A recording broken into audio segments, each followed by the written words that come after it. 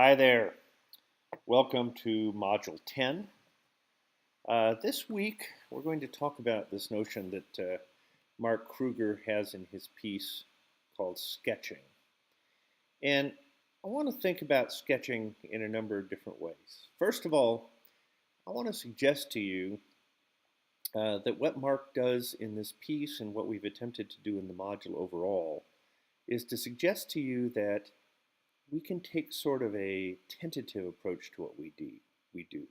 We don't need to necessarily act with dead certainty in all of our actions. We can compose our work with young people out of all of the disparate elements that we have available to us. So that would include, of course, our memories, our encounters and experiences with the young person, the environment, with things that we know about human nature from examining poetry, music, art. What Mark seems to call us to do is to be as rich and rounded a human being as possible. He seems to say that, maybe if we're going to be really good at this thing of working with young people, maybe we really need to understand the full breadth of human experience. And not just one little piece of it, not just psychology, not just developmental theory, not just diagnoses, not just knowing something about youth subcultures, not just knowing our own little narrow world of the particular musical taste that we have, the particular religious faith that we hold, the particular political views that we hold, but that we strive for something more comprehensive than that. That maybe we know some philosophy, and maybe we read a novel that gives us profound insight, such as, for example, there's a novel about residential care called The Panopticon, which is just really an amazing fictional firsthand account of living in residential care. Or maybe we watch a movie like Moonlight that gives us really amazing insights into how someone who is not trained in child and youth care at all can do remarkable work with young people, even though the protagonist is a drug dealer. The first few scenes of that movie are rather extraordinary in terms of his capacity to do really wonderful youth work with this young man that he finds scared and abandoned in this crack house. And yet, he's not a youth worker, and it's a fictional movie. But Mark says, look, you can draw from that. You could draw from music, as we've attempted to do in this course, where we've used music videos to try to understand the work. Maybe one could use poetry to think about what we do. Mark certainly uses poetry in his thinking. Now, what's the purpose of all of that? Well, Mark seems to imply that the purpose of that is to allow us to think in a variety of different ways, to have different avenues, different angles into the work.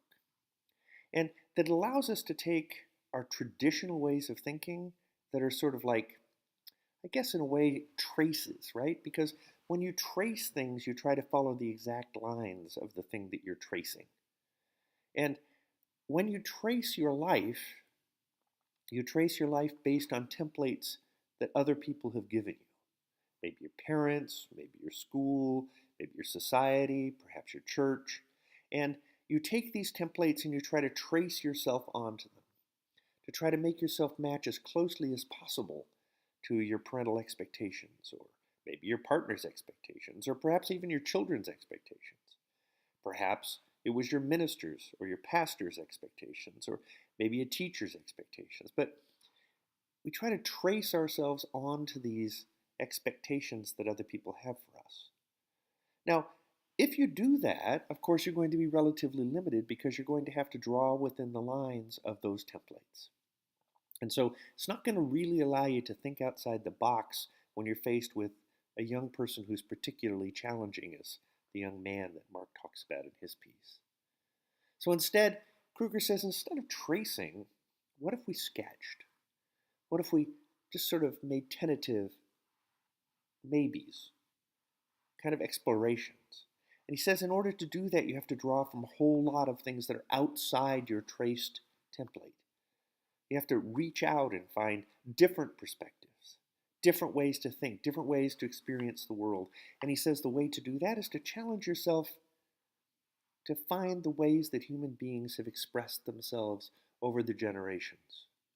So to listen to jazz and rock and roll and country and blues, to study art, to go to the museums and see the different generations of art from the great classical Rubens all the way up to Picasso and Jackson Pollock, to be able to experience poetry from the most traditional all the way up through the beatniks and Wallace Stevens, to understand existential philosophy and postmodern philosophy and immanentist philosophy. Why? Not as fields of study, not of things that you need to know them, but because they give you an insight into what human beings are capable of expressing.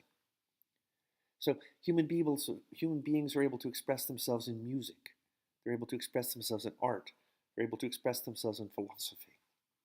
Now, Kruger seems to suggest that if we have this broad array of human experience available to us, then we can use those just like a painter uses different colors of the palette, just as a sculptor uses different kinds of clay, just as a musician uses different time tempos and different notes, just like a philosopher uses different concepts.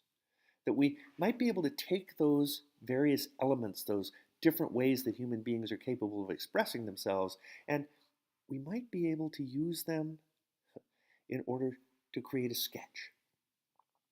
Not a tracing, but just a sketch, just an approximation, just something that gives a hint at what's possible.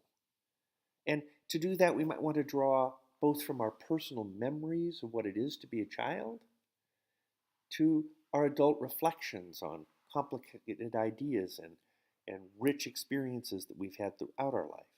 Now, of course, the memories that we draw from as a child, we're not, of course, drawing them from anywhere in particular because your past doesn't actually exist, does it? I mean, you can't go back there and find it. Your past, of course, is always being created in this moment by you. And if that's hard for you to understand, just think about all the different accounts you might have of a singular event in your family. Perhaps an argument. And if you asked anyone in your family what happened in that argument, they would have different versions of the past, wouldn't they? That might even radically disagree with your understanding or your memory. Because we're creating our memories in this moment. So when we create our memories in this moment, we can create memories more richly, in more complex ways, in ways that help us to understand childhood and young people in ways that enhance our capacities, our ability to be with young people, our ability to work with young people through sketching rather than tracing. Rather than forcing them into our template, we work with them together to create a sketch of what's possible. Sketching in that sense allows us to see possibilities, not certainties. To be able to open up things that never were, things that we couldn't even imagine, things that we might want to just hint at, things that we might want to test. But to do that, we have to really put ourselves in the moment and allow all of these things to come together almost unconsciously. Because when you sketch, of course, the first moment that your pencil hits the paper, there's no real sense exactly of where you're going to go because there's no predetermined outline to follow. You're just sort of trying it, seeing how it goes, erasing it, trying another line, erasing that line, trying another line. Or you might try to just sketch quickly without erasing anything, just to see what happens, what emerges, what takes place. So I want to encourage you to develop as rich a palette as possible of human experience that you can draw on when you're working with young people. And then to free yourself to use that palette in experimental and interesting sorts of ways to find new perspectives, things you hadn't thought of before, things that come to your understanding as you're working with young people in ways that surprise you, in ways that catch you off guard, in ways that help you to become a more complex and richer child and youth care worker. Alrighty, well, that's it for this week. I really look forward to your reflections on Mark's, my writing, Mark's writing, and the video that we have there. and I will see you next time.